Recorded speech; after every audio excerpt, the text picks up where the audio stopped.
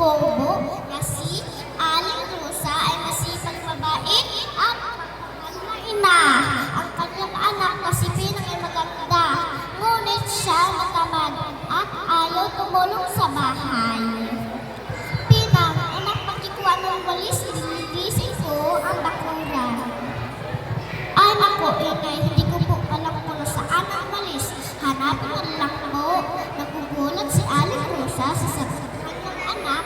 Hindi, marunong maghanap si Pinang kahit masarap na niya ang bagay. Hindi pa rin ito makita. Pinang, pakipulas mesa bago tayo kumain. Ay, hindi ko makitang basahan. Sa kapagod pa po, inay. Araw-araw, ito si Pinang. Kaya minsan habang siya nagpapahinga, si Aling Rosa ay nalalangin. Hininoon, gabayan niyo po, anak inanak. Sana po, bigyan niyo po siya ng maraming mata para matuto siya magganap ng kanyang kailangan. Kinukupasan at natakat si Aling Rosa, si Pinang ay wala. Tinatawag niya ito. Pinang, anak, nasaan ka?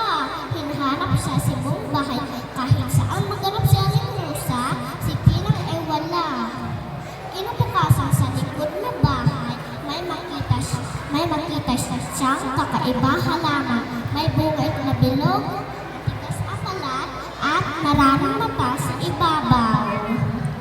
Ano ito? Prutas ba ito? Parang si Pinang. Mula noon, tinatawag ito ng mga taong napilya mula sa pangalan ni Pinang. Ang prutas ng maraming mata ay paalala sa atin. Sana sa bawat mata ng pilya ay matutang ng bata magmasid, maghanap at tumulong sa kanilang magulang. At dyan,